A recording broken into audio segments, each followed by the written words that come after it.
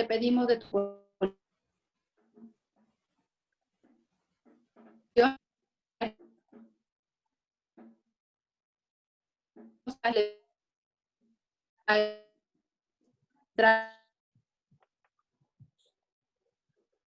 pregunta al conferencista con mayúsculas, por favor.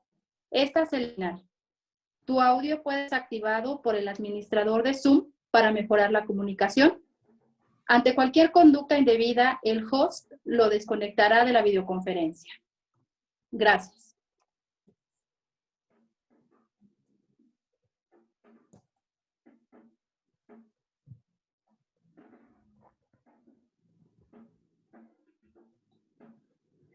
Se informa a todos los participantes, conferencistas y asistentes. El uso de imágenes durante la videoconferencia será responsabilidad de cada uno de los participantes. La opinión vertida por cada asistente es un comentario personal y no corresponde a la universidad ni a la Facultad de Ciencias para el Desarrollo Humano. La videoconferencia será transmitida por redes sociales de la facultad sin ningún costo para los potenciales usuarios.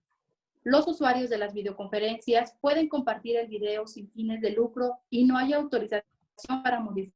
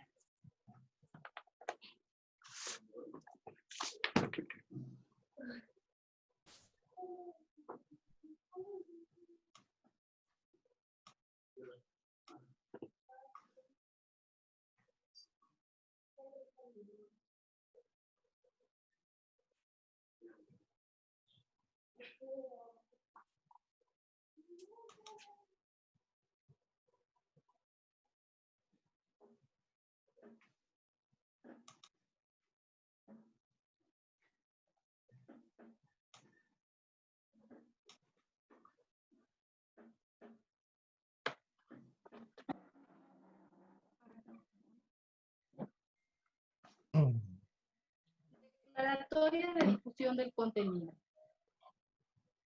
El contenido que se transmita durante este evento, que incluye imágenes, audio, video, texto, será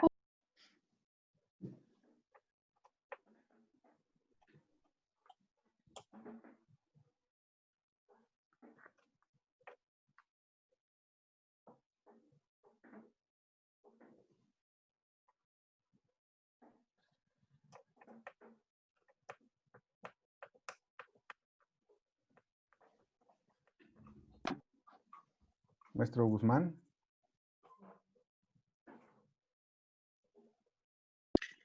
Pues muy buenos días.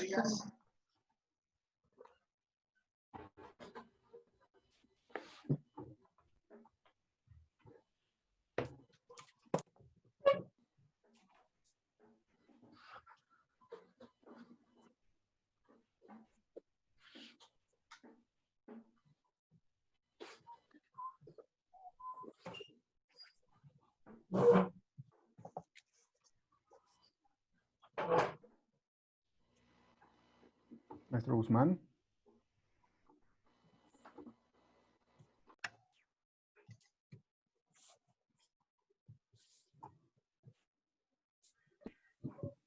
declaratoria de difusión de contenido. El contenido que se transmita durante este evento, que incluye imágenes, audio, video, texto, será compartida sin fines de lucro por redes sociales, canales de YouTube y por los medios de la Facultad de Ciencias para el Desarrollo Humano pertinentes con fines de divulgación. Ninguna parte de este contenido será editada de forma que altere el sentido del contenido original. Se asume que el ponente, asistente, autoridades y público en general, quienes se mantengan en la sala del evento, están de acuerdo con la declaratoria expuesta.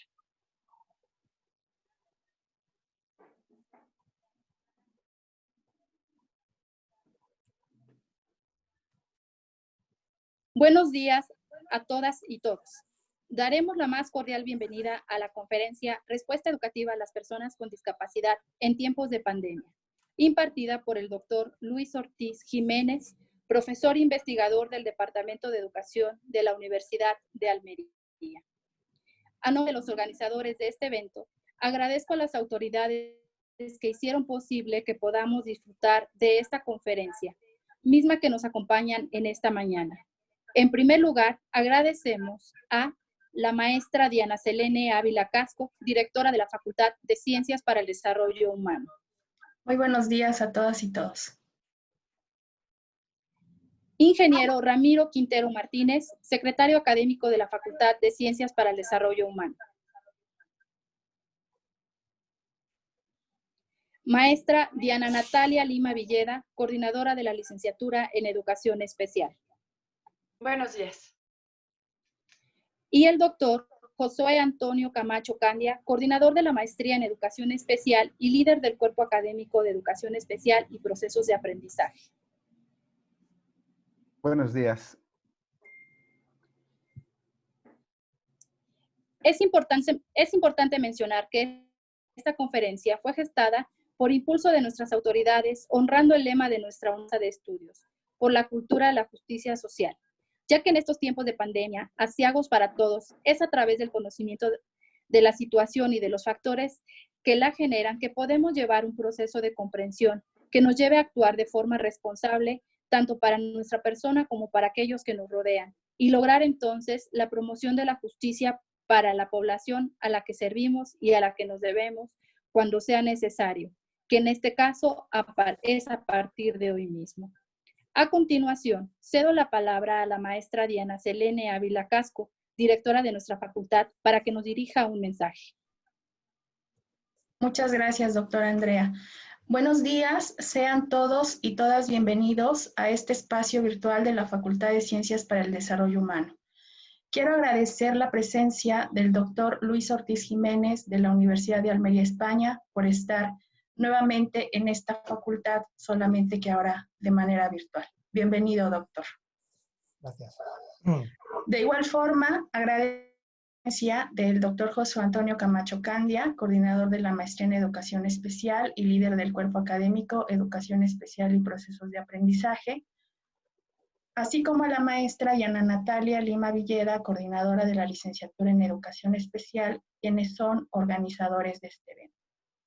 Gracias a académicos, estudiantes, investigadores y profesionales de la educación y público en general que se encuentran con nosotros esta mañana. Este ciclo de conferencias tiene como propósito contribuir a la generación y la difusión de la ciencia, especialmente en los temas relacionados con la educación especial, la discapacidad, los trastornos del desarrollo, así como la inclusión educativa. Es por ello que la conferencia que se presenta el día de hoy es por demás relevante, en la medida en que se centra en la respuesta educativa para las personas con discapacidad, especialmente en esta etapa de confinamiento, debido a la emergencia sanitaria que se vive a nivel mundial. Esperando que este espacio de reflexión y encuentro promueva la búsqueda de alternativas y generación de propuestas de solución a las problemáticas en torno a esta pandemia que estamos viviendo, les doy nuevamente la más cordial bienvenida. Muchas gracias.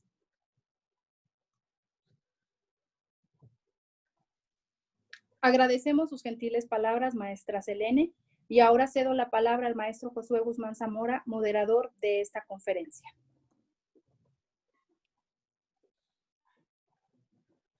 Pues sean bienvenidos todos.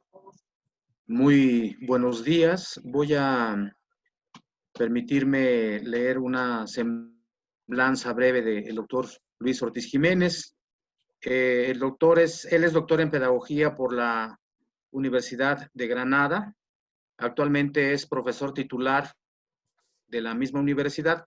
También es vicedecano de planes de estudio y estudiantes de la Facultad de Ciencias de la Educación por la Universidad de Almería.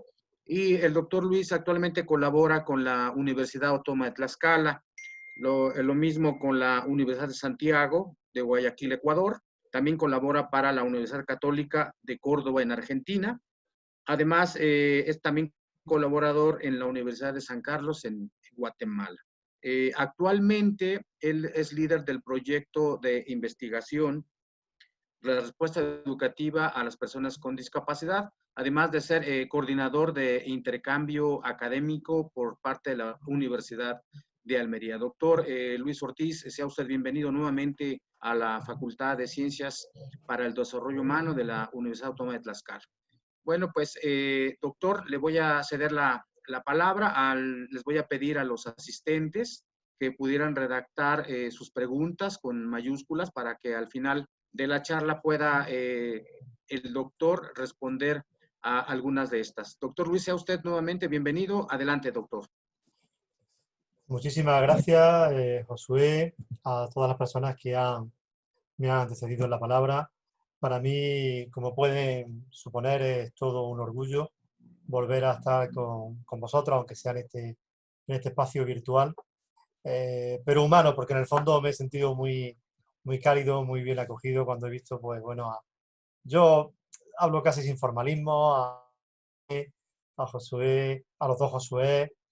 Sé que hay más personas que me han escrito que están presentes, Lorena, en fin, que están por aquí. Cuando veo a Andrea, he visto también a Ale, a mi sobrina Alejandra, como yo digo cariñosamente, pues siempre es sentirse, aunque estemos a la distancia, pero afortunadamente este medio virtual nos permite poder estar contactados y poder tener este encuentro, aunque sea a 12.000 kilómetros de distancia, pero parece que estamos en persona viéndonos, y aunque no nos podemos abrazar, tampoco nos podríamos abrazar ni besar porque estamos en este tiempo de pandemia, que están prohibidos esas manifestaciones de cariño y de afecto, pero sí que para mí supone, verdad, un orgullo, una satisfacción volver a contactar con vosotras, con vosotros, y poder compartir con esa casa de estudios tan querida para mí. Como saben, yo siempre la he considerado mi segunda casa, aunque, como ha relatado el profesor Guzmán, pues bueno, colaboro habitualmente con muchísimas universidades de allá, de Latinoamérica, y bueno, especialmente siempre tengo un lugar muy especial en mi corazón para Tlaxcala y para las personas, las tlaxcaltecas, por los que digo, me sigo viendo muy, muy unido afectivamente y académicamente, pero he querido poner por delante el lado afectivo. E incluso decir que a mí con México siempre lo he dicho, que he tenido oportunidad de referirme a tener algún tipo de intervención pública. Con México me unen otros lazos ya familiares, afectivos de muchísimo tiempo. Como siempre recuerdo, bueno, pues cuando terminó la Guerra Civil Española, pues acogió con cariño, con afecto y con los brazos abiertos a muchos españoles que tuvieron que verse emigrados, expulsados. Aquella diáspora que hubo desde España, entre los cuales iban dos familiares míos que están por allá. Así que para mí un orgullo, una satisfacción poder compartir con vosotras, con vosotros este espacio y poder, como decía, pues, bueno, pues insisto en la palabra compartir, porque más que hablar, más que tratar de transmitir unos conocimientos, lo que quiero es compartir la experiencia que estamos desarrollando a nivel nacional con respecto a, bueno, esta situación tan especial que nos estamos encontrando y que nos vamos a seguir encontrando. Parece ser que lamentablemente, porque los augurios no son totalmente los satisfactorios que esperábamos, pero en fin, esperemos, sigamos optimistas de que pronto podamos estar en presencia compartiendo espacios y momentos con vosotros. Como decía, bueno, pues me está diciendo que no puedo compartir la pantalla. Natalia, intento compartir pantalla, la tengo inhabilitada. Sí, ahorita lo soluciono, doctor. Permítame, Vale. por favor. Sí. Bueno, son cosas del directo, cosas que estamos funcionando y que tenemos que ir pudiendo poco a poco solventar. Decirles que mientras podemos Perdón, activar... doctor, listo, ya está como co-host.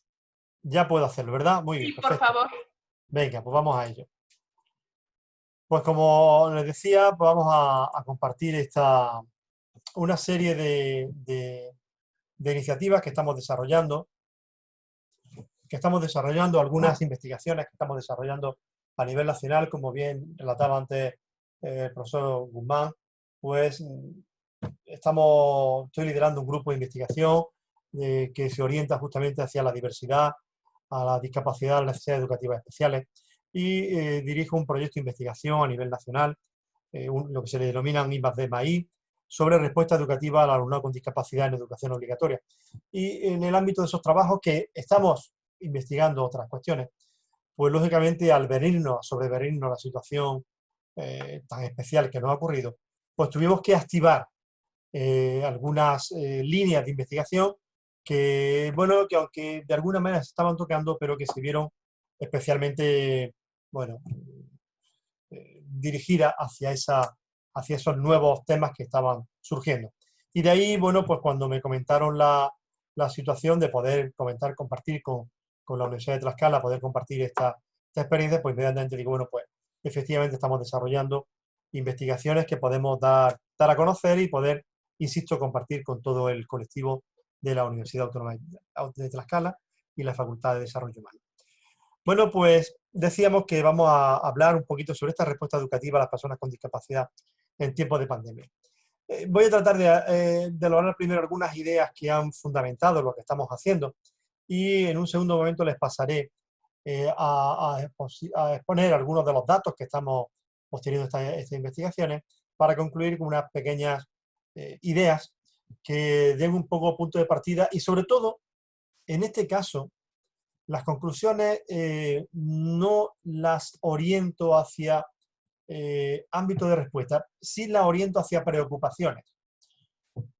Una preocupación, una pregunta es el inicio de cualquier investigación. Y por tanto, al final, más que concluir con unas ideas genéricas, esas macro ideas que solemos utilizar en las conclusiones, les quiero concluir con una serie de preocupaciones que nos están surgiendo de cara a lo que está sucediendo y que les voy a anticipar. No ha hecho ni más ni menos que poner encima de la mesa, ponernos en primer punto de mira, lo que ya sabíamos, lo que ya estábamos viendo, y es que las personas con discapacidad, el alumnado con discapacidad, sigue siendo, por mucho que queramos hablar, por mucho que queramos dar la vuelta, por muchas esperanzas positivas que tengamos, que las tengo y las mantengo, nos volvemos a dar cuenta que son los parientes pobres, como decimos en una expresión coloquial, volvemos a decir que son los auténticos grupos vulnerables y que ante estas situaciones tan extraordinarias que nos ocurren, tan excepcionales como nos ocurren, me van a disculpar expresión, insisto, coloquial, luego seré más académico, en ese sálvese quien pueda, nuevamente las personas con discapacidad, las personas que tienen algún tipo de característica que les define, que les incluye en ese grupo de vulnerabilidad, vuelven a ser los auténticos damnificados en la situación. Nos pasó en 2009, 2010, 2011, cuando la crisis económica, cuando se empezó a hacer los recortes porque se suponía que no podíamos hacer frente a todo lo que se nos venía en materia económica, los recortes vinieron especialmente en la vía de la respuesta a las personas con discapacidad. En aquel momento también se vieron afectados, como ahora, los adultos mayores e insisto, las personas con discapacidad. Pero incluyo los adultos mayores porque sé que dentro de la Facultad de Desarrollo Humano sigue estando la titulación de adultos mayores. Y también quiero decir que en este caso de pandemia también podríamos perfectamente, lo mismo que vamos a hablar con las personas con discapacidad, podríamos ampliarla al grupo de adultos mayores porque igualmente se ha visto desbordado. Deciros que en España los 28.000 muertos reconocidos que hay por el efecto de la pandemia, más del 50% se corresponde con personas de más de 70 años y adultos mayores. Una cifra que ya por sí habla sola. Y todos los datos no están encima de la mesa. Parece que hay datos que todavía no se han depurado lo suficiente, pero con datos oficiales ahora mismo de más de 28.000 fallecidos por esta pandemia, más del 50% son adultos mayores. Con lo cual deberíamos empezar a mirarnos la situación, a ver qué es lo que está pasando. Y por qué ante cualquier situación extraordinaria que ocurre a nivel mundial, inmediatamente hay grupos que definimos como vulnerables, que se ven sin partícipes de la situación que se provoca, inmediatamente vienen a pasar a un furgón de cola, a ese coche final, a ese grupo que siempre va a ir rezagado y que, bueno, en cualquier situación nos desprendemos porque parece que lo importante es salvar a otras personas. Bueno, quería, pues empezar con algunas ideas, como os decía, en cuanto a bueno, esta situación que nos ha acontecido, os pongo a la izquierda esa reflexión que hace la UNESCO, un informe recientísimo, está calentito, porque solamente tiene una semana, en el sentido de que el 40% de los países más pobres no han apoyado al alumnado en situación de riesgo. Parece que no importaban tanto. Parece que no importaban tanto. Estamos hablando del 40% de los países más pobres no han apoyado. Pero ahora vamos a ver que no todos los países, digamos, en vías de desarrollo o en desarrollo, la opción ha sido mejor. Estamos hablando que en torno al 60% del alumnado, en el que incluimos con discapacidad, no ha visto esos refuerzos educativos que se podían plantear de cara a la situación que se nos ha venido encima. Esto nos ha llevado a una serie de ideas que en la que partíamos a la hora de elaborar las investigaciones que desarrollamos en torno a estas respuestas educativas. El principio es que tenemos que repensar el futuro de la educación. Y ese repensar el futuro de la educación es, si cabe, mucho más importante después de lo que está pasando con esta COVID-19. Porque esto es lo único que ha vuelto a poner en valor, poner en primera línea de visión, de vista, el primer punto de vista, ponernos cómo estos grupos vulnerables están afectados. Insisto, ya pasó en la crisis anterior, la crisis económica de 2009-2010, donde ya estábamos, de manifiesto estaba cómo había unos determinados grupos que se quedaban atrás. Esto ha puesto de nuevo de manifiesto que hay un 10% de países que no tienen leyes, insisto, son datos de UNESCO muy recientes, que ayudan a garantizar la plena inclusión en la enseñanza.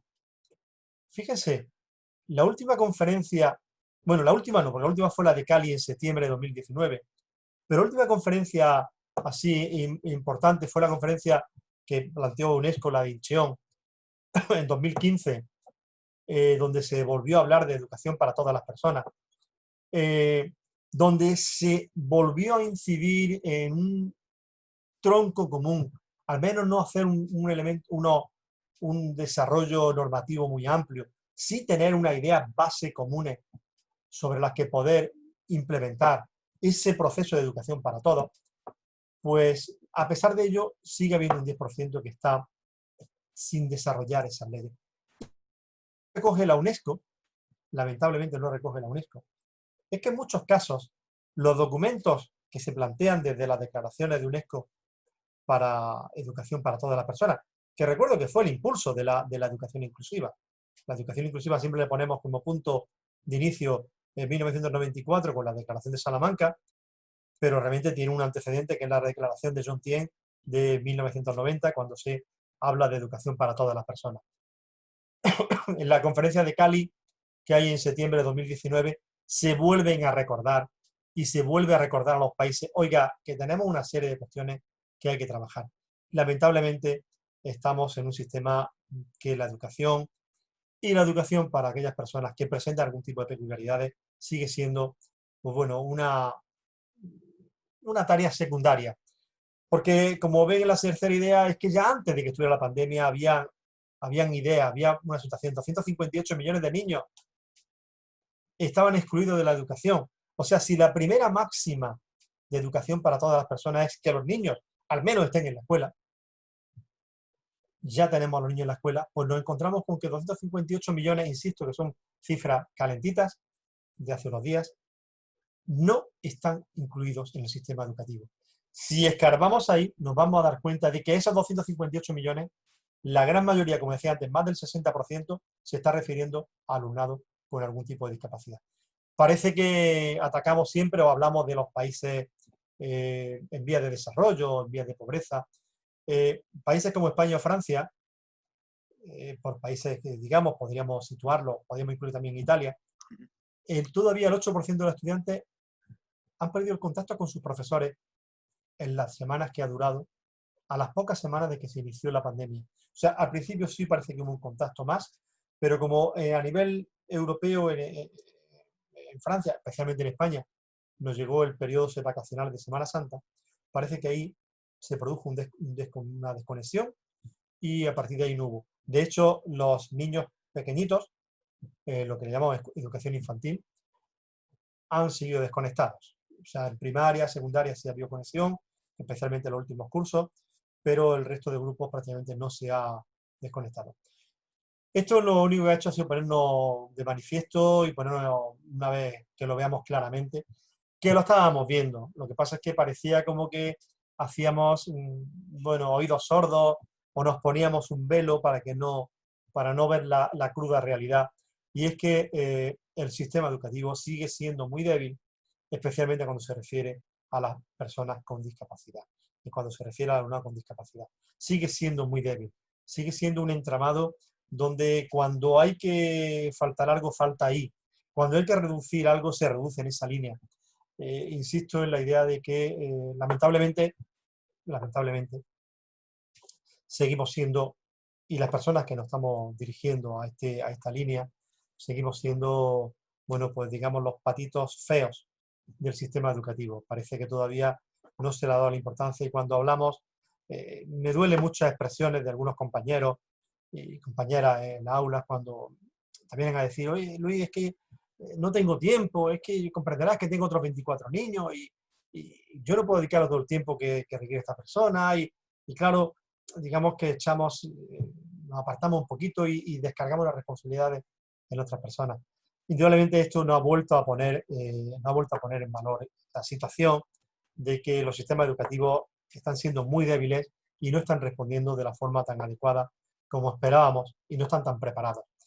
Y en esto hay un gran riesgo, lo pongo al final con mayúsculas, porque existe un gran riesgo, porque fijaros bien, entiendo que la pandemia es un tema sanitario, entiendo que es un tema de salud, es un tema que ha preocupado, un tema que afecta a todo el mundo, pero si pusiéramos en una balanza el dinero que se está invirtiendo en otras cuestiones, veríamos cómo la educación sigue siendo, perdona que repita la expresión, la pariente pobre.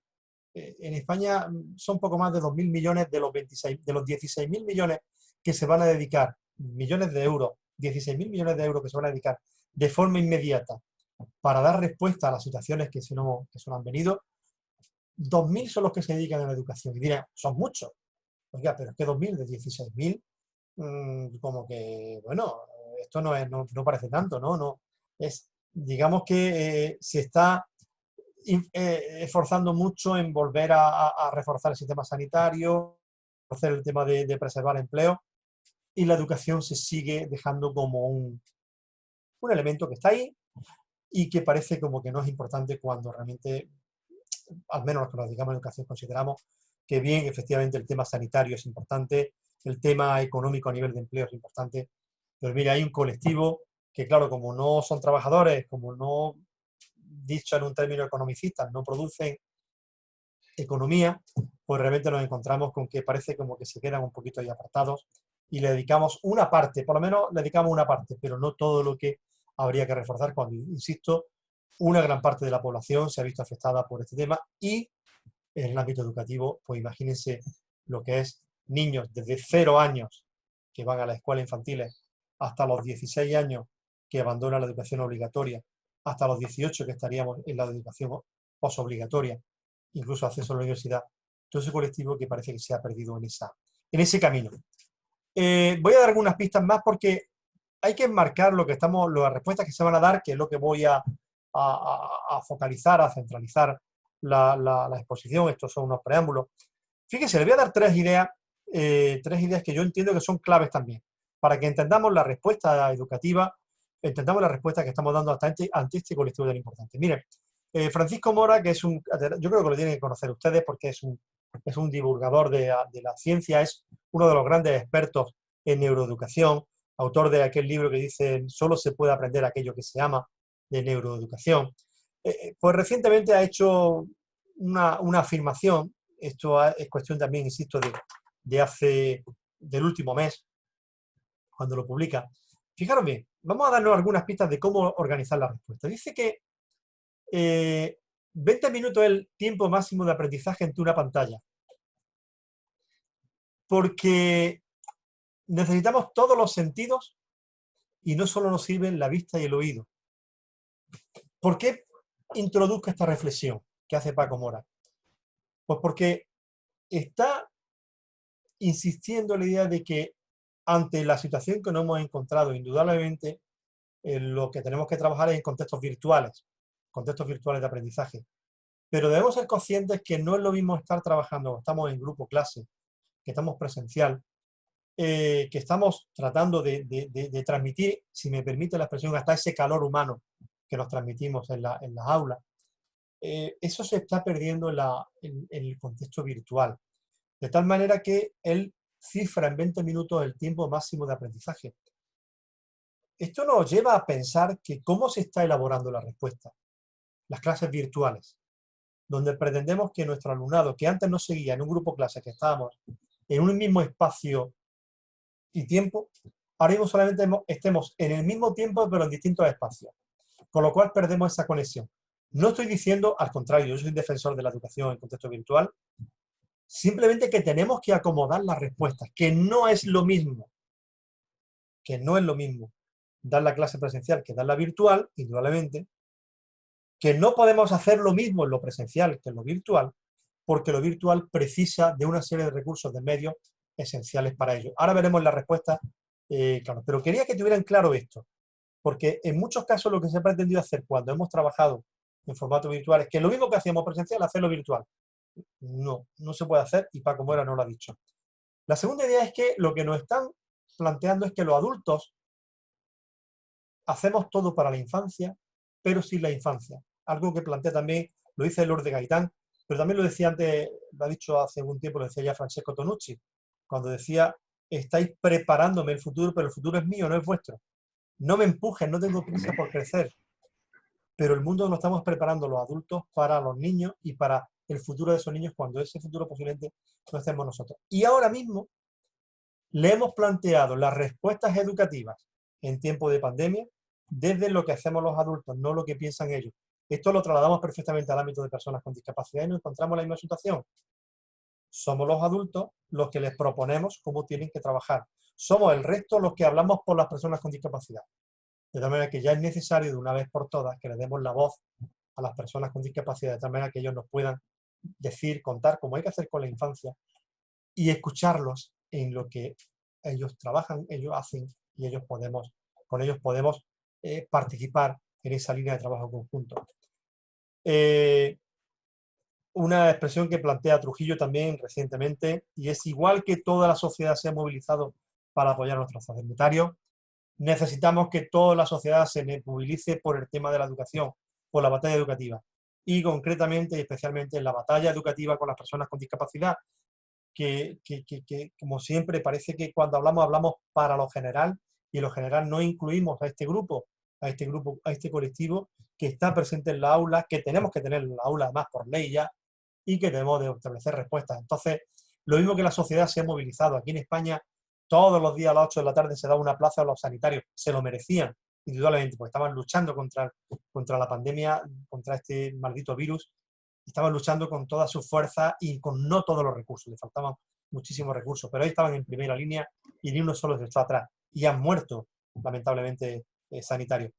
Lo único que quiero decir es que también es necesario que nos movilicemos en pro de la educación, y especialmente en pro de la educación de estas personas con discapacidad, que lo necesitan, que no son los parientes pobres, que no son el último de la fila, que están ahí de igual a igual, que si defendemos y apoyamos el modelo de educación inclusiva, ese modelo, la base es la convivencia, no es el fin, la convivencia es el medio, es lo que necesitamos para llegar al modelo inclusivo. Alguien lo plantea como que el fin de la inclusión es... No, la convivencia es el medio para llegar a la inclusión educativa. Son 3 ideas que quería ponerlo ahí como pistas para que tratáramos de ver cómo estamos trabajando. Algunos datos más, porque creo que es conveniente que tengamos algunos datos más para que veamos ese impulso que quiero que se le dé, o que de verdad que defiendo que tenemos que hacer en pro de la educación inclusiva. Y de justamente en estos tiempos. Mira, ¿saben ustedes? Estos son datos de 2019, ¿eh? 2020 no tenemos aún los datos. 2019. Se estima que el 15% de la población mundial tiene discapacidad. 15%, pues son bastantes, ¿eh? Son bastantes. 1 de cada 5 mujeres, en este caso mujeres, tiene probabilidad de tener discapacidad durante su vida. Son datos de UNESCO, ¿eh? No me estoy inventando estos datos. Son datos de UNESCO del año pasado, de 2019. Estamos en junio de 2020, con lo cual creo que más actualizados no puede haberlo porque aún no se han elaborado. 46% perdón, de las personas de más de 60 años tiene discapacidad. Lo digo por conectar también, y sé que estamos en la Facultad de Desarrollo Humano y tenemos la titulación de adultos mayores. Y 1 de cada 10 niños tiene discapacidad. O sea, si esta cifra, insisto, datos oficiales del año pasado, del UNESCO del año pasado, no tenemos aula de 2020, no nos hace, de verdad, pensar que ya no solo el esfuerzo por la educación, sino ya el esfuerzo por la educación inclusiva merece la pena y que hay que dedicarle los esfuerzos que se precisan, yo de verdad, perdónenme la expresión, que baje Dios y lo vea, porque yo ya entiendo que esto o se está, y perdón por el ejemplo, o se está muy ciego, pero ya no ciego de no ver. Como hay un dicho que yo pongo que está por ahí, un grafiquito, la peor de las discapacidades es no tener corazón. Y en este caso no se trata de no ser ciegos porque no ven, sino no son ciegos porque no son capaces de interpretar esos datos y responder ante esta situación tan cruda que estamos teniendo. Que es real, que esto no se lo está inventando nadie, que son datos, no son datos políticos, no son datos que estén saliendo con una intencionalidad, son datos reales que están ahí. 1 de cada 10 niños tiene discapacidad. 46% de personas más de 60 años tiene discapacidad. Si no somos capaces ante esto de esforzarnos porque invirtamos y trabajemos y nos esforcemos por el tema de la educación inclusiva y por dotar de los medios y recursos necesarios, 2.000 millones de 16.000. Alguien dirá, pues muy bien, pero eso es España, ¿eh? Me parece muy bien. Para mí, con todo mi respeto a los sanitarios, indudablemente, con todo mi apoyo a los sanitarios, la educación creo que merece un trato mucho más igualitario. Y esto nos encontramos con varios problemas a abordar, que son a los que pretendemos ir dando respuesta. Bueno, ¿qué no hemos encontrado? ¿Qué no hemos encontrado antes? Porque está muy bien hablar de cuestiones genéricas, pero tenemos que hablar de realmente qué no estamos encontrando. Pues lo primero que no hemos encontrado es el tema de la brecha digital, como les decía. Especialmente el alumnado con discapacidad. Pero en general, mire, en la Universidad de Almería, una universidad pública, una universidad moderna, una universidad que lucha, que pone mucho en valor el tema de las nuevas tecnologías y de la incorporación de las... Pues resulta que no hemos encontrado que teníamos un componente de un grupo de alumnos que no tenía acceso a Internet y por tanto no podía seguir las clases. Pero es que cuando nos vemos en el alumnado con discapacidad y ya en enseñanza obligatoria, nos vemos que es que no hay recursos para alumnado con discapacidad. Dentro lo hay, pero no están accesibles. Aquí en España la Organización la Organización Nacional de Ciegos, la ONCE, tiene muchísimos proyectos. La Fundación ONCE tiene muchísimas acciones de esto, pero no están llegando a la gran cantidad de alumnos con discapacidad que nos estamos encontrando. O sea, si ya existe una brecha digital de que no todo el mundo puede acceder a esta educación en contexto virtual, más si cabe cuando hay personas con discapacidad. Ahora os contaré dentro de la respuesta, perdona, hay que un pequeño error, alumnado no está bien puesto.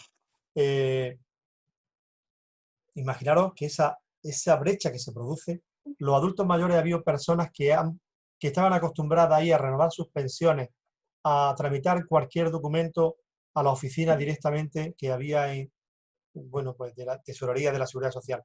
Como no han podido ir y no tienen los medios informáticos para poder hacer esos trámites, se han visto descolgados y no han podido pedir o solicitar ayudas porque no tenían los medios para poder acceder a eso. Insisto en el aspecto educativo. Si ya había un 8% en España de alumnado que se desconectaba, yo casi me inclino a decir que ese 8% era del alumnado con discapacidad. Perdón, porque los recursos no están adaptados, no están preparados para ese alumnado. Pero luego hay otro tema, que antes también lo barajaba un poquito cuando daba esas pequeñas pistas. En la cuestión de la autorregulación, la falta de costumbre, no hemos tenido que autorregular, no hemos tenido que autocontrolar, no tenemos costumbre de estar autodisciplinarnos, porque tenemos costumbre de irnos a unos horarios de clase. Salíamos de la casa, por la mañana teníamos una rutina de aseo, de despertar, de aseo, de traslado a la escuela, 1 hora en la escuela, de vuelta a casa, de hacer unas tareas.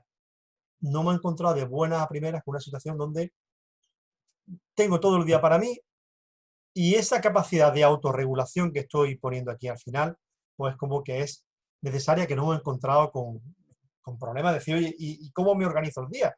Hemos tenido compañeros que pertenecen al ámbito administrativo, que yo hacía una petición de una información para el proyecto mismo que estábamos haciendo y me contestaban un sábado por la noche. Y yo decía, este amigo Miguel, ¿por qué me está contestando hasta ahora? Y cuando hablé con él por teléfono me dijo, mira Luis, porque realmente pues, está uno aquí y como no tengo la dinámica, pues ese poder de autorregulación luego, lógicamente, con el tiempo se ha ido adquiriendo. No me he encontrado una falta grande de preparación por parte de los docentes. Había muchos docentes que no se habían ocupado de trabajar en el ámbito virtual y no me he encontrado con que cuando ha llegado este momento, pues no han sabido hacer uso de las herramientas digitales que poníamos. Pero claro, ahora verán en las respuestas que le voy a dar, que van a ser muy, muy, muy simples, ya van a ver que ha sido muy, muy directo, muy claro. ¿Cómo hacemos? Fíjense, que ya lo voy a comentar un poco, pero ya les voy anticipando. Me plantean unos compañeros, me plantean que son logopedas. Luis, estamos trabajando en el aula, estamos trabajando con algunos niños que tenían problemas de articulación, problemas en fin, de carácter logopédico. Y ahora no puedo trabajar con ellos, porque claro, yo cuando venían a mi espacio, en el aula de audición y lenguaje que se llama, yo trabajaba con ellos, les tocaba la boca, algunos para sacar la R le metía el dedo en la lengua, para sacar la R le hacía el juego, le hacía los ejercicios de soplo, lo hacía... ¿Y ahora cómo lo hago? Bueno, pues ahí tuvimos que empezar a buscar fórmulas, porque los docentes se vieron diciendo, ¿era cómo lo hago? Con una gran voluntad, pero ¿cómo lo hago? ¿Cómo lo puedo hacer? Falta de preparación de la familia, porque claro, las familias también se vieron en un momento que tenían, todo recurrían a los docentes trabajan conmigo y ahora cuando la familia tiene que recuperar ese rol histórico, ten en cuenta que la escuela no es un elemento tan reciente, hombre, ahora ya sí tiene 2 siglos, pero la escuela como tal no tiene más de 2 siglos. Por tanto, como institución, como tal, no estamos hablando de la escuela, por supuesto, siempre ha existido y ha tenido, pero como tal organización, institución, no es tan antigua. Era la familia la que se hacía cargo de ese aspecto educativo de la familia, de la educación de los niños. Y ahora se vuelve a encontrar con que tiene que desarrollar ese rol y ahora dice, ¿y ahora cómo lo hago? ¿Y ahora cómo lo hago? Falta de preparación de la familia. Y como decía antes, conectaba el tema de lo de los trabajos logopédicos, el tema de la movilidad, cómo desarrollamos, cómo lo hacíamos, cómo podíamos dar respuesta a esas situaciones al alumnado con discapacidad. Como veis, son varios problemas que teníamos que abordar y que trabajar. Voy a darle algunos datitos que hemos encontrado con la investigación, porque esto también gusta que presentemos algunos datos y veamos. Fíjense, con respecto a la familia, vamos a tratar de analizar esta torta, la pizza, como algunos también le llaman, tengamos ahí. Fijaros bien, ¿cuánto tiempo dedican al día a su hijo al seguimiento de las tareas escolares? Estamos refiriéndonos, son 265 respuestas de familias con hijos con discapacidad. Lo aclaro, lo decía anteriormente, pero lo aclaro que son familias con hijos con discapacidad. Bueno, pues el 30 y el 21% supone que entre 1 hora y 3 horas. O sea, la mayoría, el 30%, pero es que está muy repartido. Más de 5 horas, 10,2%. Yo, con todo mi respeto, los datos son los datos, pero bueno, se puede poner en cuestión. Yo me quedo, el de menos de media hora no aparece. Entre 4 y 5 horas, o sea, aquí tenemos que hay un 21% que está más de 4 horas con ellos trabajando. Lo cierto es que, claro, podemos entender estos datos en función de la pandemia. Claro, como no hay otra cosa que hacer, pues está bien que recuperen esas horas que están trabajando, que han tenido que estar en la escuela, ahora hacen la casa, como la familia también está en la casa, pues pueden dedicarle entre esas 4 y 5 horas, entre el azul y este rosita, pues estaríamos en ese 21%, 22%, que estaría trabajando en más de 4 horas. O sea que realmente está. Pero bueno, aquí hay un 30%, entre 1 y 2 horas. Estamos en tiempo de pandemia y solamente 1 y 2 horas dedicábamos a apoyar, estamos a hacer el seguimiento del hijo. Bueno, aquí tenemos los datos. Yo hago mi interpretación, pero con los datos se ponen para que también sean interpretados por ustedes y vean un poquito que piensen qué puede hacer en todo esto, ¿vale? Pero sí que llamo la atención en estos dos bloques, ¿eh? Los que dedican más de 4 horas, este 22%, y los que están aquí, más del 50%, que están entre 1 y 3 horas. Tenemos en cuenta que todo el mundo está en casa.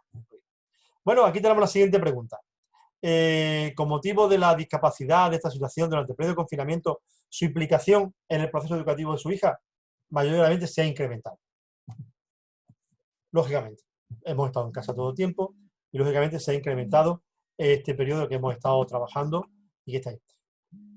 Incluso hay quien dice que se ha disminuido, es muy poquito, el porcentaje es muy poquito, se ha disminuido, pero se ha mantenido igual, pero fíjense como la gran mayoría ha opinado que la familia se ha tomado en responsabilidad, bastante responsabilidad de la situación en la que estamos viviendo. Vamos a la siguiente pregunta. ¿Cómo ha sido el contacto de su hijo con los tutores y profesorado durante el periodo de confinamiento? Vamos a ver estos datos un poquito, porque esto merece la pena que los leamos y los veamos un poquito con más detenimiento también. Todos los días el 22%. Todavía se aclara que es los días lectivos, de lunes a viernes. Varios días a la semana, el 20%. Vámonos a irnos al extremo. Un 14% nunca ha tenido conexión con sus profesores y tutores. Insisto, recuerdo que estamos hablando de familias con hijos con discapacidad. Un 14% no ha tenido nunca. El 15%, esto que está en morado, menos de una vez al mes. Hemos estado 3 meses. Yo ahí ya me empiezo a preocupar. Un 30% no ha tenido. Pero además, aquí ha habido quien ha tenido menos de una vez por semana, aquí quien ha estado una vez por semana. 17% una vez por semana. Fijaros bien. Tenemos todo este bloque, salvo los azules y rojos, o sea, este 42%, 43%, que dicen que han tenido todos los días y varios días por semana, el resto, más del 50%, dicen que han tenido una vez por semana, no una vez al mes, o nunca han tenido conexión. Insisto que las interpretaciones tienen que hacerlas ustedes. Yo tengo mi interpretación. Yo hago mi interpretación y así se figura en el informe que haremos de esta investigación. Pero es muy preocupante que haya prácticamente más del 50% que no han tenido relación con su tutor al menos una vez por semana. Es un tanto llamativo, un tanto para que nos digan algo. El Departamento de Orientación lo aclaro porque en España existe el Departamento de Orientación, que es un departamento que, digamos, regula, organiza, controla, supervisa todo lo que es la respuesta al alumnado con discapacidad. Digamos que se organiza, aunque están los agentes directos, que son los especialistas en pedagogía terapéutica, que son los que trabajan directamente, pero están todos agrupados, organizados dentro de lo que sería el Departamento de Orientación, que entre otras funciones tiene justamente el asesoramiento al alumnado con discapacidad.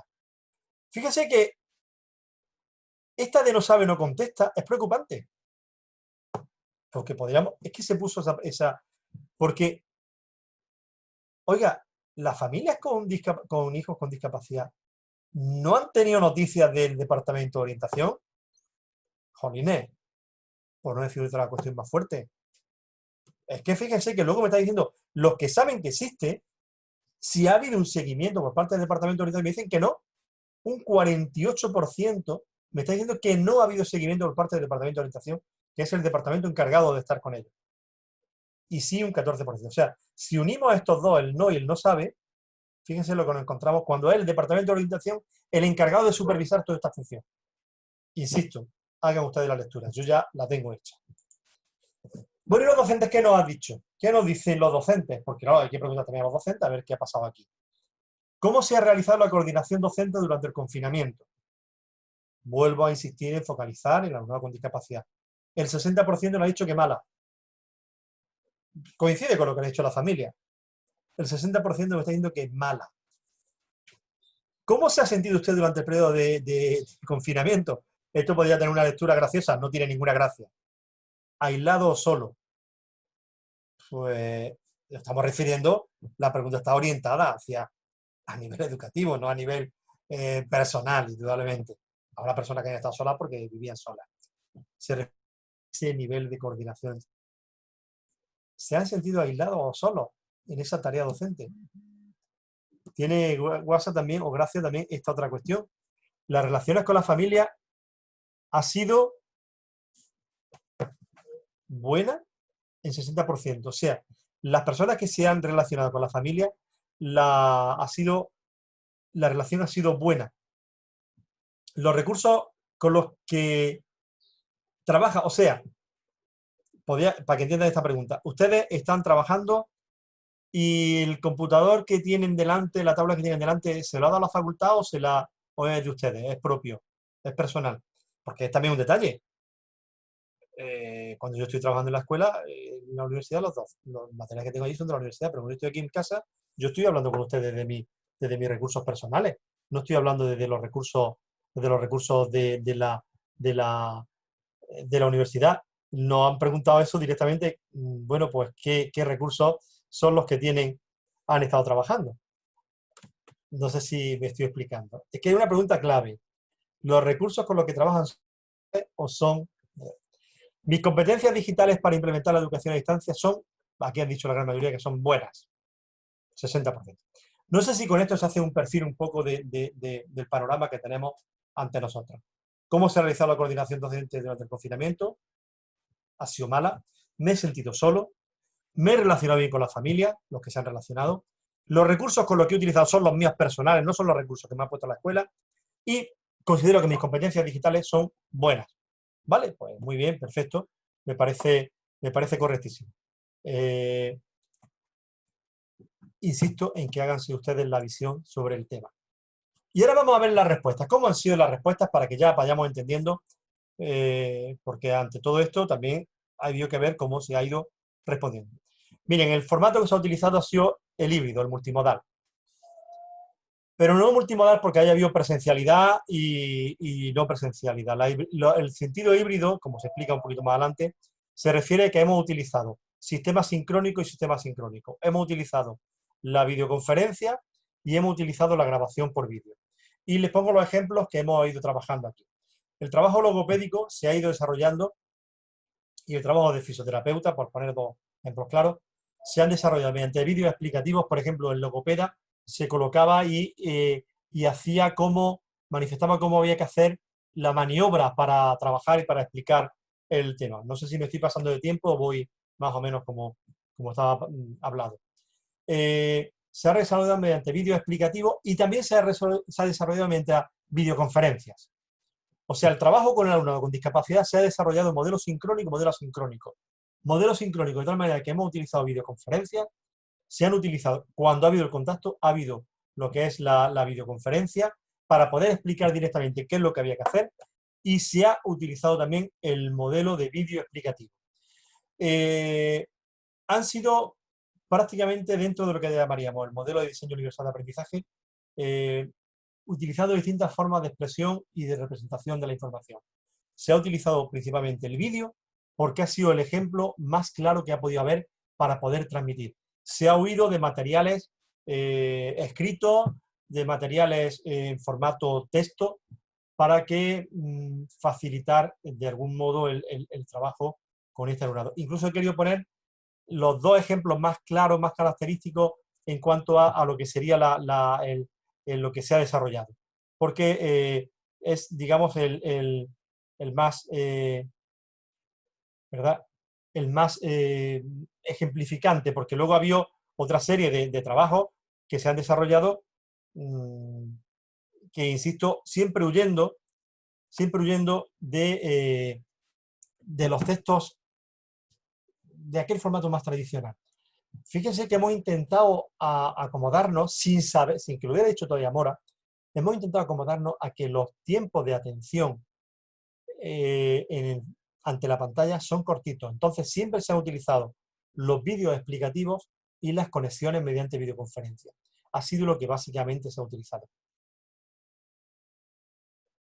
Y ahora viene la pregunta del millón, y que nos hemos planteado todos. ¿Y qué pasaba con aquellos alumnos que no tenían posibilidades? Les voy a plantear que yo estaba asesorando a a una población en Brasil que están afectadísimos con el tema de la pandemia, muy, muy afectados con el tema de la pandemia, y allí no tenían los recursos ni tenían posibilidad de poder hacer ninguna de estas cuestiones.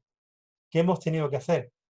Pues hemos tenido que apoyarnos en los vídeos, porque fíjense, el papel también estaba transmitía de algún modo, transmitía el virus.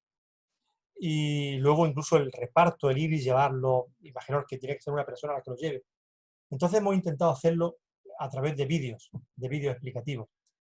¿Cómo hacíamos los vídeos? Pues bueno, como conexiones a internet no había, pues ha habido que utilizar, pues bueno, pues el pendrive, utilizar medios de soporte de alguna manera para que poder hacerlo de esa manera y que las personas se lo descargaran en casa y poder ir trabajando con ellos. Por tanto, los docentes hacían lo siguiente.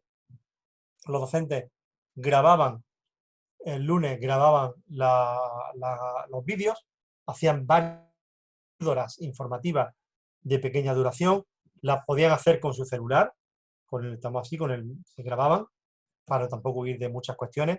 Esa grabación la pasaban, varias grabaciones las pasaban al pendrive y de ahí hacían el reparto de pendrive. Hombre, no es lo mismo trasladar un pendrive que trasladar un taco de folios. Se suponía que el nivel de contagio era mucho más simple. Y a la vez ellos podían hacer lo mismo. Ellos las respuestas las volvían a grabar y en el mismo pendrive se iba borrando, porque si no el pendrive, pues lógicamente se llenaría de información. Entiendan que se jugaba un poco con el borrar y el copiar, ¿no?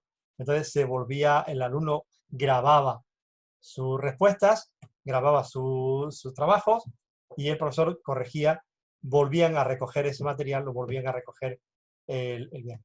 Cuando había que conectar, pues se conectaban vía telefónica. Vía telefónica, igualmente el celular funcionaba.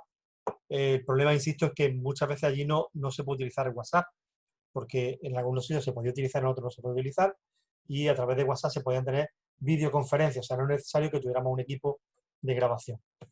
Insisto, el formato de respuesta ha sido básicamente visual, por concluir. Las respuestas han sido en ese híbrido, no en cuanto a presencial, sino presencial, como mucha gente utiliza, sino estos dos modelos sincrónico y asincrónico. De tal manera que ha habido la videoconferencia en directo, de manera sincrónica, y las grabaciones. Cuando no era posible el modelo sincrónico, incluso no había posibilidad de subir a un espacio las grabaciones, se hacía de ese modelo un tanto, digamos, bueno, pues mediante una grabación, pequeños tips que se graban rápidamente aquí, de no más de 5 minutos, y ahí se grababan, si estamos trabajando a nivel logopédico, a nivel fisioterapéutico, pues lo que hacíamos era ir grabando determinados escenarios, determinadas cuestiones, de tal manera que ahí se valían para poderlo hacer. Yo sé que sobre esto podría haber mucho debate y casi preferiría que las preguntas se pudieran ceñir en esto y para poder dar respuestas muy puntuales a las dudas que pudieran surgir sobre este aspecto de la respuesta. Pero es que realmente no ha podido ser de otra manera. Cuando se ha respondido, ha sido de esta manera. Ha sido de esta manera. Pero ya han visto por las cifras, por los datos que le he dado anteriormente, que no siempre ha podido ser así. Y por tanto, esta ha sido la forma. Y como le decía, en definitiva, y le decía que mis conclusiones no son conclusiones, digamos, grandes conclusiones, ahí con grandes frases, no, son reclamaciones. Lo primero que le digo es que los sistemas educativos no están preparados para situaciones excepcionales. Ya no de la pandemia, sino cualquier tipo de situación excepcional que nos ocurra, los sistemas educativos son los parientes pobres y no están preparados. Nos pasó con el tema de la crisis económica, nos está pasando ahora mismo con el tema de la pandemia. Está demostrándose una y otra vez que nuestros sistemas educativos son sistemas políticos y sistemas que no están adaptados, no están preparados para hacer frente a las distintas contingencias que se nos pueden venir ahí. Más aún y más grave es aún cuando nos encontramos a personas que tienen una característica especial. Cuando nos referimos a personas, en nuestro caso con discapacidad, pero podemos abrir el ámbito de la inclusión. Saben ustedes que el ámbito no es solamente personas con discapacidad, nos referimos al ámbito de la diversidad. Migrantes, mujeres, adultos mayores, orientaciones sexuales, ideología religiosa, donde hay distintos parámetros en los cuales hablar de diversidad y los cuales hace mención la educación inclusiva. Cuando hay un tipo de problemática, inmediatamente estos grupos vulnerables, no he citado adultos mayores, pero efectivamente adultos mayores también son, indudablemente, se ven afectados. Me demuestra una vez más, por los datos que le ofrecí al principio, que eran datos de investigación también, que la educación, aunque se diga mucho, no es una prioridad del Estado. No es una prioridad. Y pasó en su momento, cuando el motivo de la crisis era otra, que fue el motivo de la crisis económica, y ha pasado cuando ahora es un motivo sanitario. La educación, por mucho que se diga, no es un objetivo prioritario de los Estados. En México y en España y en Francia no es un objetivo prioritario, por más que se empeñen en decir que sí. Aquí hemos debatido sobre muchas cosas, ahora se vuelve a hacer una ley de educación, una reforma educativa, la enésima reforma educativa, y sigue siendo idea de un partido político, de un grupo de personas, y no es una prioridad estatal. Sí, todos hemos cerrado, de hecho, hoy ha habido un gran acuerdo de partidos políticos en España en favor de la sanidad. Insisto, me parece magnífico, si es que es necesario, de verdad que no critico la sanidad, no entiendo en ningún momento que critico la sanidad. Pero ya quisiera, lo que me da envidia es que ya quisiera que ese mismo acuerdo que había para el tema sanitario también se hubiera producido en el tema educativo. Se patentiza la falta de recursos adaptados para las personas con discapacidad. Hemos hablado antes de la brecha digital, hemos hablado de las dificultades, porque el alumnado, digamos, que no tiene estas características, ese alumnado que a veces, quiero decir, personas sin discapacidad, pues parece como que es más fácil, porque inmediatamente todo vale. Hago una cosa y le vale para todo. Cuando tengo que responder a una característica, una peculiaridad, sabiendo que cada caso de persona con discapacidad es un caso distinto, es un caso único, es un caso especial, ahí ya vemos que no hay recursos adaptados. Vemos como incluso los grandes esfuerzos que hace la Fundación 11 a nivel nacional, a nivel de España, quedan cortos, quedan pobres a la hora de dar esa respuesta. Y tengo que decir que a pesar de lo que han dicho los padres, de que había poca conexión, sí que es cierto que cuando hemos preguntado a los maestros y hemos podido observar la respuesta, todo se ha dejado, en esta falta de recursos que hemos encontrado, se ha dejado en manos del buen hacer, de la buena voluntad de los profesores y profesoras que se han batido también el cobre con este alumnado. Indudablemente, la situación era distinta, yo no voy a poner el mismo nivel de riesgo que se ha puesto un médico o un enfermero en esta situación, pero miren, es que unos maestros también se han jugado el tipo y han estado trabajando sin descanso a este alumnado. Hombre, los padres nos han dicho una cosa y están los datos ahí, pero yo sé, porque ellos también nos lo han dicho, cómo los docentes han dejado también de manifiesto su gran trabajo, su gran docente. Pero el problema es que ha dependido de su voluntad de esos profesionales, y no había un reconocimiento especial. Y la última reflexión que me preocupa y verdaderamente es muy preocupante es que se vuelve a abrir la brecha entre países y en vías de desarrollo. Se vuelve a abrir una brecha muy importante en esos dos grupos, y la pandemia ha vuelto a poner en valor esa diferencia, a poner en primera plana, para que lo podamos observar, esa diferencia. Aunque en ambos casos la respuesta ha sido escasa, realmente hay que ver cómo los países, pues, digamos, se ha visto esa diferencia. Bueno, voy a terminar poniéndole algunos recursos que me pidieron que les pudiera dotar para que son libros que están publicados, bueno, figuro yo como en este caso como responsable, pero que indudablemente creo que son referencias que nos pueden venir bien a la hora de... Son libros que están en formato digital y que perfectamente pueden ser adquiridos, y como esto ya les queda a ustedes por ahí. Bueno, pues este libro de atención socioeducativa a personas con discapacidad y o dependencia, donde se aborda tanto la respuesta socioeducativa, este del año 2019, perdón, del 18, se aborda también la respuesta hacia las personas adultas mayores, donde trabajamos en él. Aquí hablamos, pues, de esa brecha digital, de la diversidad e inclusión educativa, las respuestas innovadoras que hemos trabajado con apoyo en las TIC. Aquí sí es mucho más específico, concreto, con recursos, con medios dirigidos a personas con discapacidad, alumnado con discapacidad.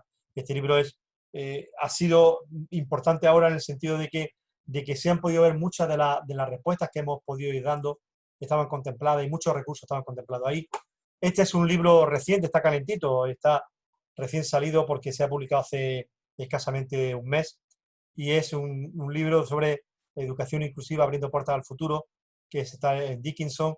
Es un libro, ya digo, reciente, donde se abordan distintas facetas del ámbito inclusivo con esa perspectiva de futuro. Este libro se diseñó y se hizo sin tiempo de pandemia, pero nos hemos dado cuenta cuando hemos tenido oportunidad de releerlo, de que estamos plenamente activos y plenamente en valor con lo que estamos viendo. Un libro que se publica en diciembre del año pasado, donde hay capítulos de algunas de vosotras y vosotros publicaste en este libro de Reflexionando sobre Educación Inclusiva. Como ven, siempre me gusta, en esta idea siempre me gusta hablar abriendo puertas al futuro, y me gusta porque esta perspectiva de la educación inclusiva siempre tenemos que estar mirando al futuro, porque algunos filósofos ya sabéis que dicen que el presente no existe, que existe pasado, existe futuro, que el presente ya, conforme lo vivimos, ha pasado. Por lo tanto, hay que seguir pensando en el futuro, incluso abordando la idea de que la inclusión es un proceso que nunca acabará, porque como no va a acabar nunca la diversidad, siempre será necesario que hagamos esfuerzos por incluir. La diversidad no es algo que se va a eliminar, salvo que lleguemos al mundo feliz de Aldous Huxley, donde estaban las categorías hechas y ya todo el mundo era igual. Eso es un sueño un tanto ilógico. Por tanto, reflexionar sobre educación inclusiva, esa apuesta de futuro. Y también les sitúo esta revista de educación inclusiva, que se edita 2 veces al año, que es totalmente gratis, libre en la plataforma, de tal manera que ustedes que quieren revista de educación inclusiva les van a salir los números. Ahora próximamente va a salir un número a final de este mes, y ahí es un recurso totalmente abierto donde pueden ustedes entrar y revisar todo lo que quieran. Y también algunos contactos. Bueno, aquí está mi página web donde van a encontrar algunos recursos, algunos medios para poder seguir visualizando lo que estamos haciendo, hacer un seguimiento es muy fácil, luorgi.es, de luisortijimenez.es, no tiene mucho más. Aquí tienen el Congreso de Educación Inclusiva, donde si entran en él a través de este enlace, pueden tener las conferencias que se dieron en ese congreso, donde está una conferencia en inglés de Simon Hegarty, que para mí es uno de los pilares esenciales en este modelo. Hay de un mexicano, Humberto Rodríguez, de Monterrey. Hay de Ángeles Parrilla Latas, que es una catedrática de educación inclusiva impresionante a nivel plantea una voz, plantea justamente de cómo darle las voces a las personas con discapacidad. Está de Renato Perti, que es una persona que trabaja en UNESCO en los programas de atención a la diversidad. En fin, hay una serie de conferencias que Pilar Arnaiz, que es, desde el punto de vista junto a Ángeles Parrilla, los 2 grandes pilares de la educación inclusiva a nivel nacional español. En fin, tiene una serie de conferencias que se dieron ahí y de mesas redondas. Pueden acceder porque los vídeos están gratuitos, están vistos ahí, y se pueden, en función de la temática que les interese, pueden visualizarlo. Aquí tienen mi correo electrónico por si quieren en algún momento escribirme, mandarme cualquier consulta que me quieran hacer. Insisto, lo mismo es Luorgi, de Luis Ortiz Jiménez, Luorgi, fue muy difícil organizarlo, @gmail.com por si quieren cualquiera. Y para el tema del congreso también tuvieron, si quieren cualquier material del congreso o quieren algo en concreto, pues lo pueden hacer a través de eduinclo.es, @.es. O sea, los contactos para que puedan seguir. Bueno, y termino ya me he pasado de hora, dando las gracias porque para mí ha supuesto, bueno, una satisfacción poder compartir, poder preparar este material para mis hermanos de Tlaxcala. Yo siempre, y no lo voy a descubrir ahora, yo tengo grandes personas a las que aprecio muchísimo allí. No me atrevo a citar por si me olvida alguno, pero yo creo que todas las que estáis ahí, desde la propia maestra Selene, que nos conocimos ya hace algún tiempo, de Lorena, anterior decana, de Andrea, de Josué Guzmán, Josué Camacho, Ramiro, que he visto que estaba por ahí oculto, Claudia, que creo que también por ahí estará, que en algún momento saldrá, si está por ahí, Maggie, que también estará, Maggie Vázquez, que también estará por ahí seguramente viendo. En fin, no quiero seguir porque la verdad es que temo que se me pueda pasar con los nervios que tengo ahora mismo también ya, de los nervios que vienen de la emoción, porque la verdad para mí, supuesto, siempre que me encuentro con estos queridos amigos, hermanos, familiares que tengo por allí, como yo digo, pues lógicamente me salen las emociones a flor de piel y me puedo olvidar alguna persona, pero la verdad, me pido disculpas, pero sabéis que soy mi familia de México, mi familia tlaxcalteca, que os quiero de verdad, muy sinceramente, que que siempre que me necesitéis voy a estar con vosotras y con vosotros allí, para lo que sea necesario, y que todo lo que pueda colaborar y ayudar a seguir, bueno, pues, de alguna manera, pues reforzando esa gran labor educativa que estáis realizando allá en México, en Tlaxcala, esa tierra que tanto quiero, que me gusta tanto, que me encantaría volver a pasear por esa plaza, esa subida hasta el convento, esas noches en el Piedra y Vino. No estoy descubriendo nada raro, ¿no? En el Piedra y Vino nos tomamos allí nuestras tapitas, nuestras aceitunas, en fin. Muchas gracias, de verdad, muchas gracias por haber invitado y por haber podido tener este espacio con vosotras y con vosotros. Y quedo atento a las preguntas que me queráis hacer. Pues, doctor, muchas gracias por la charla, que vamos a pasar a una sesión de preguntas, doctor. Bueno, pues la primera pregunta es, desde su experiencia, ¿cuáles serían las instituciones que deberían de involucrarse para poder hacer que las personas con discapacidad o sus familias tengan acceso a la educación? Las instituciones me ponen una pregunta un tanto complicadilla. No es que no sepa responderla, sino que simplemente es complicada porque, mirad, yo creo que en este ámbito todas las personas estamos igualmente implicadas.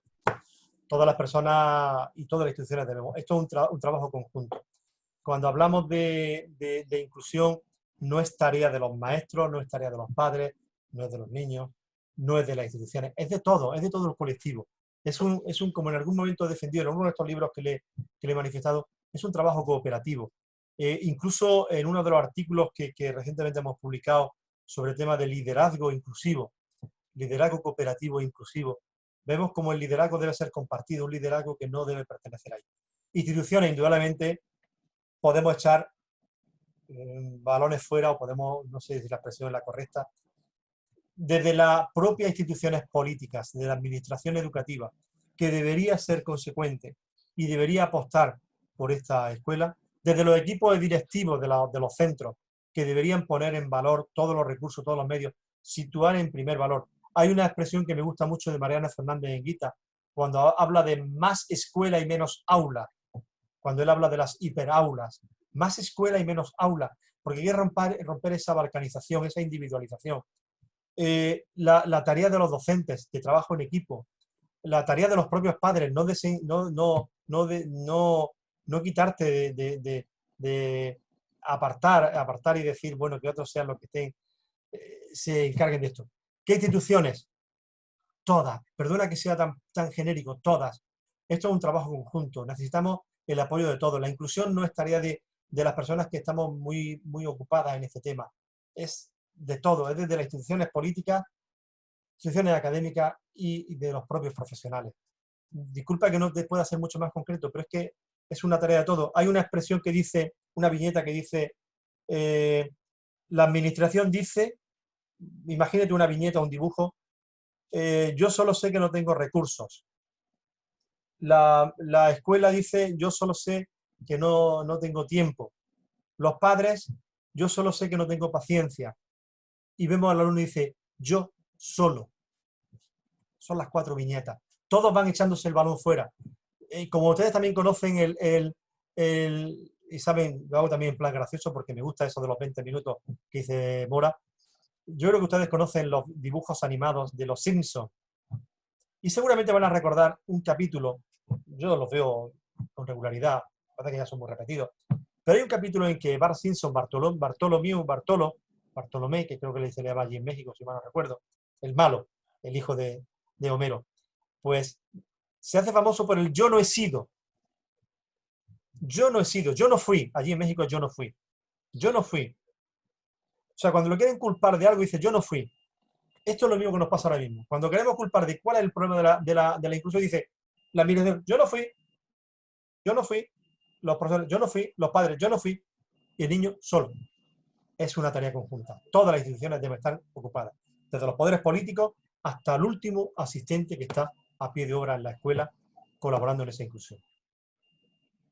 Doctor, una siguiente pregunta, doctor, muy amable, gracias. ¿Es pertinente impartir clases en línea a las personas con discapacidad? Sí, es bueno. Es bueno que esté trabajar, por eso decía antes, la respuesta educativa la hacíamos tanto la sincrónica, que es la videoconferencia, como la sincrónica. Perdón, pero seamos, por eso puse la idea de Mora, de Francisco Mora. No es lo mismo dar una clase por videoconferencia en modo sincrónico que dar una clase presencial en directo en sala de aula, en lo que es en el aula. Tengamos en cuenta esa variante. De tal manera que las clases presenciales a alumnado con discapacidad no deben nunca exceder de 15 minutos. 15-20 minutos, dice Mora. No deben ser más porque es preferible tener varios momentos de conexión que hacer grandes sesiones largas. Trabajemos en cortos periodos de tiempo, trabajemos como mucho en sesiones de clase de 20 minutos, apoyémonos en el modelo asincrónico, que es mediante la grabación en vídeo, mediante poder mandar pequeños tips visuales, pequeñas píldoras informativas, que podamos, el alumnado pueda visualizarlas. Compatible el modelo sincrónico con el asincrónico. El sincrónico en cortos periodos de espacio, no más de 20 minutos, porque no se puede mantener la atención, mucho más con el alumnado con discapacidad. Y ojo, cuidado en la adaptación de los medios y recursos a las personas con discapacidad cuando lo hagamos en modelo sincrónico. Por ejemplo, si hay alguna persona con dificultad auditiva que está viendo esta conferencia, nunca debería de perder de vista, porque seguramente a lo mejor no me escucha bien, pero está siguiendo mis labios y puede seguir lo que estoy hablando en formato visual. Cuidado, esos matices hay que tenerlo en cuenta. Sí, gracias. Una siguiente pregunta, son bastantes preguntas, estoy tratando de resumir algunas de ellas. Yo no tengo... Gracias, doctor. Una pregunta más es, ¿cuál debería ser la formación de los educadores especiales sobre lo que serían los recursos digitales? Básica.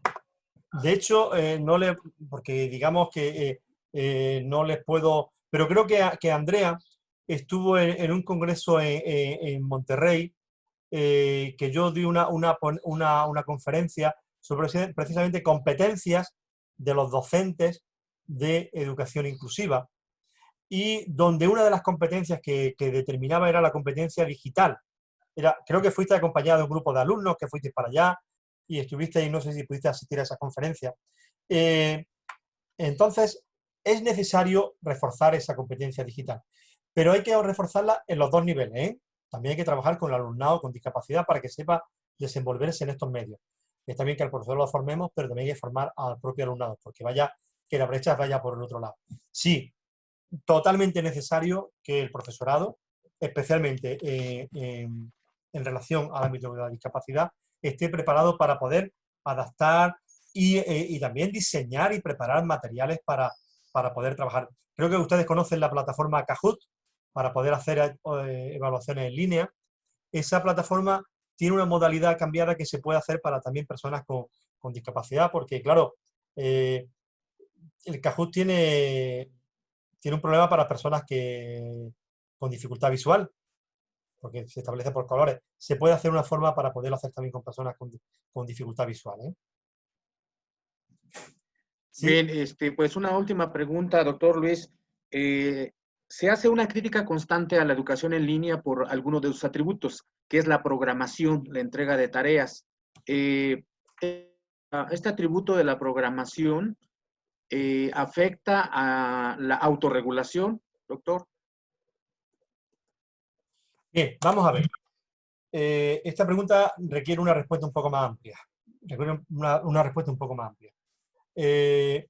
Esa pregunta tiene todo el sentido que se haga, y todo el sentido que la respondamos con tranquilidad y bueno, tampoco voy a estar aquí 2 horas explicando la respuesta. Pero sí que es cierto que ese problema se da cuando queremos de una forma mimética llevarnos lo presencial a lo virtual. Lo virtual, tened en cuenta que nos estamos desenvolviendo en un medio. De hecho, a mí me gusta mucho hablar, cuando se habla de educación a distancia, educación en línea, me gusta hablar más de educación en contextos virtuales, porque supone unos cambios esenciales en esta línea, en este trabajo que estamos desarrollando. Mirad, la evaluación de los aprendizajes en contexto virtual, en educación en línea, es un elemento sobre el que se ha discutido muchísimo y se viene discutiendo, y ahora especialmente cuando básicamente el único medio en el que tenemos de poder continuar con la tarea educativa. Pero no es un elemento en el que podamos ponerlo como en la parte negativa de la educación en línea. Justamente lo contrario, porque nos va a obligar a modificar nuestras pautas y nuestros comportamientos en materia de evaluación. Nos va a obligar a modificar esas pautas. Por tanto, la evaluación en contextos virtuales nos va a permitir que el alumno se autorregule. ¿Cómo? Pues mira, les voy a decir varias pistas. Lo que se llaman los planes de evaluación. Cuando hablamos de educación en línea, de educación a distancia, de educación en contextos virtuales, tenemos que hablar de especificar los planes de evaluación. Segunda idea, por aquí. Segunda idea, tenemos que tener claro que hay que empezar a evaluar mediante el formato de la rúbrica de evaluación. Mediante rúbrica, de tal manera que ofrezcamos muchas más informaciones. Tenemos que utilizar nuevos sistemas, tenemos que apoyarnos mucho más en lo que sería el portafolio en este caso. De tal manera que lo que estamos es modificando esas pautas evaluadoras en el formato de educación a distancia, educación en línea. Por tanto, yo que soy un convencido, a mí me encanta la educación presencial y apostaré por ella siempre que podamos, siempre que eso. Pero no desdeño la educación en línea, educación a distancia, educación en contexto virtual. La única cuestión es que tenemos que cambiar el chip, tenemos que cambiar la mentalidad, que no es trasladar de forma mimética de un sitio a otro. Se trata de justamente hacernos, como la pregunta anterior me hacía, docentes digitales. Y eso lleva no solamente que utilicemos un medio o un recurso. Esto es un medio. Lo importante es que podamos ser capaces de adoptar otra serie de comportamientos y de pautas, y muy claramente referida a la evaluación. Insisto, modificando el concepto puro de evaluación. Evaluar no es calificar, calificar no es evaluar, son dos cosas distintas. Evaluar es un proceso de obtener información sobre cómo se está aprendiendo para tomar decisiones, que afecta por igual a alumnado con discapacidad, a alumnado sin discapacidad, y que por tanto tenemos que valorarla como proceso. Ese proceso tiene varios elementos. Primero, un plan de evaluación que registre adecuadamente cómo va a ser mi proceso de evaluación, que me va a conducir a una calificación final, apoyarme en la estrategia del portafolio, de tal manera que pueda hacer un seguimiento y el alumno pueda mantener esa evolución en cuanto a sus propios procesos de aprendizaje, y finalmente utilizar, bueno, pues el elemento emergente como es la rúbrica para poder tener esa información, para que finalmente cuando tengamos que calificar al final del proceso, esa calificación realmente responda a la verdadera información que hemos podido alcanzar. Perdón que me he extendido un poquito más, pero es que es un tema de verdad que ahora mismo, como es tan candente, es un tema tan peculiar y sobre el que estoy disertando en varios momentos sobre este tema, porque la verdad que es muy preocupante que la gente está entendiendo mal el proceso de evaluación en los contextos virtuales, porque lo que quieren es mimetizar lo que se hacía presencialmente con hacer ahora. La duda, oiga, es que mis alumnos se me pueden copiar si hago un examen en formato virtual. Mi primera respuesta es decirle, es que a usted no se le copian los alumnos cuando están presencialmente, se les copian igual. Lo único que hay que buscar otra forma de evaluar para llegar a la calificación con toda la información posible anteriormente. No sé si me he extendido, perdón por haberme extendido un poco más, pero creo que necesitaba un poquito más de esto. Yo creo que sí es un tema que pues está en la mesa de discusión. Pues doctor, muchísimas gracias. Me voy a permitir leer la constancia de su participación en esta charla, que señala Universidad Autónoma de Tlaxcala, Facultad de Ciencias para el Desarrollo Humano, licenciatura en Educación Especial, maestría en Educación Especial, otorgan la presente constancia al doctor Luis Ortiz Jiménez por haber impartido la conferencia virtual a distancia, respuesta educativa a las personas con discapacidad en tiempos de pandemia, impartida a docentes, alumnos, investigadores y profesionales de la educación. Por la cultura, la justicia social, Tlaxcala de Xicoténcatl, a 25 de junio del 2020. Firma, maestra Diana Selene Ávila Casco, directora de la facultad. Doctor Luis, a título personal, muchísimas gracias. Le voy a ceder la palabra a la doctora Andrea Saldívar. Gracias, doctor Luis.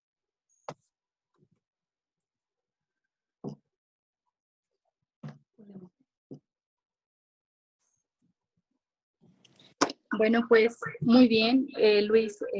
Efectivamente coincidimos en Monterrey aquella ocasión. Sí. Y te escuché, como la mayor parte de las veces.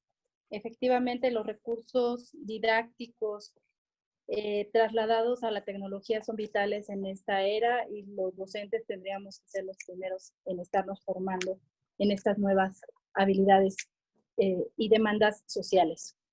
Bueno, pues hemos llegado al final de esta interesante charla. Agradecemos nuevamente al doctor Luis Ortiz Jiménez por su magistral participación, como siempre muy clara, concreta, situada en las necesidades específicas de la discapacidad. También agradecemos a todos los asistentes de esta conferencia. A su vez, les solicitamos no abandonar la sala sin haber hecho su registro de asistencia en el link que se presenta en estos momentos en el chat.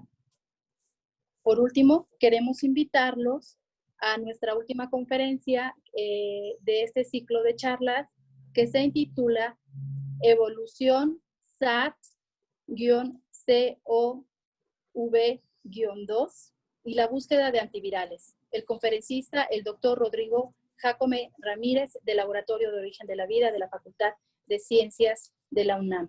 Como ustedes saben, estamos fuertemente demandados para el registro de esta conferencia, entonces es muy importante que ustedes puedan hacer pues de manera inmediata ese registro vía online. Y quienes no puedan hacer el registro, ustedes saben que estamos transmitiendo de manera directa en Facebook y también el cuerpo académico tiene un canal de YouTube en donde todas estas conferencias se están montando para que puedan ser de acceso libre y las puedan consultar. Pues es todo por mi parte. Que tengan muy bonita mañana y bueno, pues que sea muy fructífero todo lo que el día de hoy hemos platicado y aprendido y pueda ser aplicado en función de las necesidades que vamos teniendo día a día a partir de la pandemia. Muy buena tarde a todos. Muchas gracias a vosotras y un gran abrazo. Eso, Luis. Venga, cuidaros mucho, todos. Venga, chao, chao.